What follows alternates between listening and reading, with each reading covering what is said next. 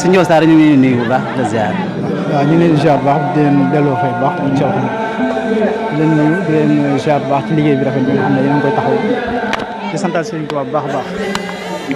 sant suñu wasila Serigne Cheikh moom Serigne Mbacke Madina ñaan suñu borom yàggal ko wér bu baax a baax di santaat waa daara ji nga xam ne ñooy waa daayira Serigne Cheikh moom Serigne Mbacke Madina fii ci 30 bi di amal màggal boo xam ne macha allah dina koy liggéey bu rafet ci sell ak ci loo xam ne noonu la ko Serigne bi bëggee muy ni ñu koy doxale muy nekk ci njàngum alxuraan bi muy lu am solo ñi nga xam ne moom la Serigne Mbacke Madina gënoon a bëgg ba ñëpp tuddee ko muy alxuraan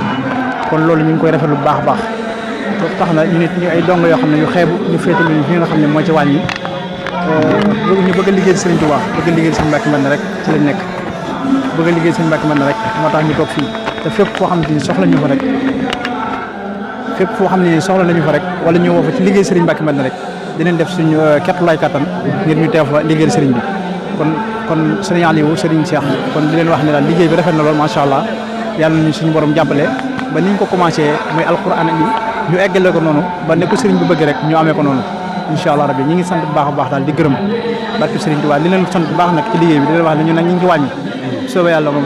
léegi ñu bëggoon xam ana ngeen programmé yéen si wàññi waaw añ bi niñ ko programmé mooy ni ñu ko jëwriñ ñi sante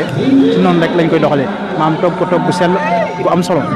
maam woo mbooloo mépp ñu mën cee xewlu barkeelu ji te lépp sell rek ndax bu sellee rek mu neex xewlu kon daal noonu lañ ko programmé ngir bëgg ñëpp mën a xewlu bu am solo bu defee ñu noonu daal lañ ko pare di déglu jëwriñ bi buñ toggee ba mu pare ñu woo jëwriñ ñi déglu lépp lu ñu ko waxee rek ñu defee ko noonu incha allah kon daal yéen daal bu ñu xool daal yéen kon pare ngeen ci yëpp daal ci wàññi waaw fi nit ñi moom pare lañ ci yëpp daanaka añ yi sax noppi na instant bi ñuy wax yéen añ yi pare lañ ci lépp di xaar jëwriñ ñi rek ndax ab dong moom buy liggéey ay jëwriñam rek lay déglu kon ñu ngi ci loolu incha allah kon daal ji ngi son Ndiol Sarr mi ngi lay sant baax nga gërëm jërëjëf suñu si jërëjëf suñu àll sant nañu baax